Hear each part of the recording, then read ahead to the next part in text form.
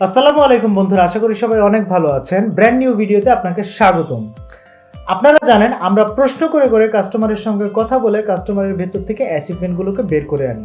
প্রশ্ন করাটাই আমাদের ইউনিকনেস। আমরা প্রত্যেকের সঙ্গে ওয়ান টু ওয়ান আলাপ করি, তাকে বিভিন্ন রকমের প্রশ্ন জিজ্ঞাসা করে তার ভেতরের থেকে তার অ্যাচিভমেন্ট এবং তার কন্ট্রিবিউশনগুলো কী কী সেগুলো জানার চেষ্টা করি অ্যান্ড দেন আমরা একটা রেজুমে প্রিপেয়ার করি। আজকের ভিডিওতে আমরা আপনাদের সঙ্গে শেয়ার করব মার্চেন্ডাইজারের সঙ্গে আমরা আসলে কী কী প্রশ্ন করি এবং মার্চেন্ডাইজারের রেজুমি লেখার সময় আমরা তার কাছ থেকে কী কী প্রশ্ন করি এবং কী কী প্রশ্নের উত্তর জেনে নিয়ে আমরা ওই রেজুমিগুলো তৈরি করি সেই প্রসঙ্গে। তো চলুন আর দেরি না করে আমরা মূল ভিডিওতে যাই। আর আপনি যদি আমাদের চ্যানেলে প্রথমবারের মতো ভিউয়ার হয়ে থাকেন, সাবস্ক্রাইব করে বেল বাটনে ক্লিক করে দিন এবং অলরেডি যদি আপনি আমাদের চ্যানেলে সাবস্ক্রাইব করে থাকেন আপনাকে অসংখ্য ধন্যবাদ।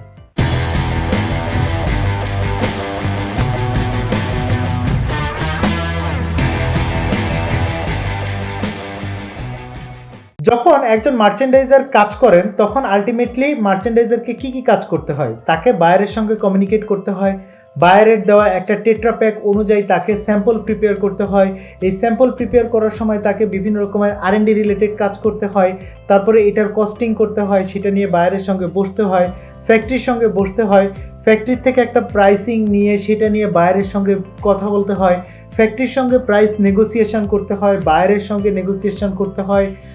এক একজন মার্চেন্ডাইজারের কার্যক্রম এক এক রকম থাকে। কোনো কোনো মার্চেন্ডাইজার ফ্যাক্টরি সেন্ট্রিক, কোনো কোনো মার্চেন্ডাইজার আবার ইন্ডেন্টিং ফার্ম বা বাইং হাউসে কাজ করে, এরকম হয়। আবার কেউ কেউ আছে অ্যাক্সেসরিজ নিয়ে কাজ করেন, কেউ কেউ আছেন সরাসরি বায়ারের রিপ্রেজেন্টেটিভ হিসেবে কাজ করেন, আবার কেউ কেউ সরাসরি বায়ার প্রতিষ্ঠানে কাজ করেন। কাউকে কাউকে হয়তো কস্টিং করতে হয়, কাউকে কাউকে হয়তো সোর্সিং করতে হয়। সো এক একজনের এক এক জায়গাতে স্ট্রেংথ বেশি থাকে।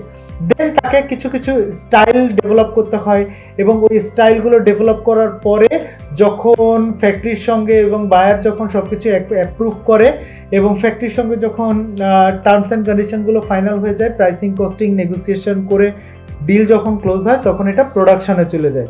সো প্রোডাকশনে গিয়ে এটা বাল্ক প্রোডাকশন হয় এবং তারপরে কিছু কিউসি করা হয় এবং এটাকে এরপরে শিপমেন্টের ব্যবস্থা করা হয়। এখন প্রশ্ন হচ্ছে যে তাহলে আমরা আমাদের যারা মার্চেন্ডাইজার কাস্টমার তাদেরকে তাদের অ্যাচিভমেন্ট বের করার জন্য কি কি প্রশ্ন করি? ফার্স্ট প্রশ্ন, আপনি কোন কোন বায়ারদেরকে নিয়ে কাজ করেন? সেকেন্ড প্রশ্ন, আপনি কোন কোন প্রোডাক্ট সেগমেন্ট নিয়ে কাজ করেন? আপনি কি ওভেন বানান, নিট বানান, ডেনিম বানান, টপস বানান, বটম বানান, যেটা যে বানায় তার কাছ থেকে, অথবা কিডসদের জন্য বানান, সুইমিং কস্টিউম বানান, আলাদা আলাদা, এগুলোকে ডিপার্টমেন্ট বলে। আপনি কতগুলো স্টাইল ডেভেলপ করেন পার সিজন?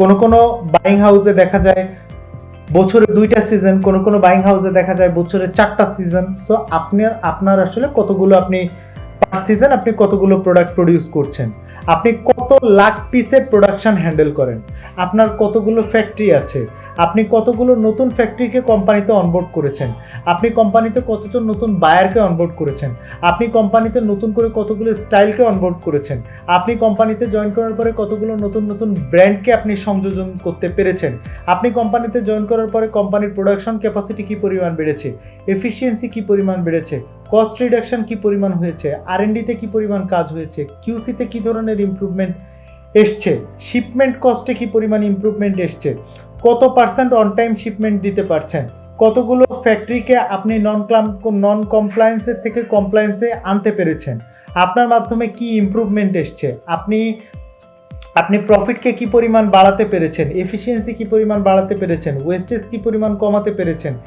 এই তথ্যগুলোই কিন্তু একজন মার্চেন্ডাইজারের রেজুমিতে সবচেয়ে বেশি জরুরি।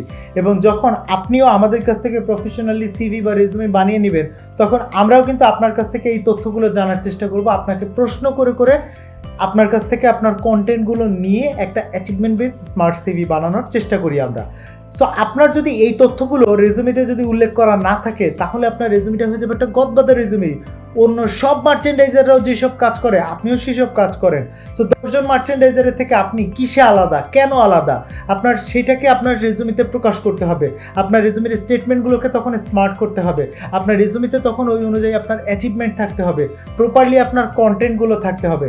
তখন আপনার রেজুমিটা একটা অ্যাচিভমেন্ট বেস, যখন একটা পারফেক্ট রেজুমি হবে তখন আপনি এটাকে কাজে লাগিয়ে প্রচুর পরিমাণের ইন্টারভিউ কল পাবেন এবং আপনার জন্য জব পাওয়াটাও বেশ সহজ হয়ে যাবে। ধন্যবাদ।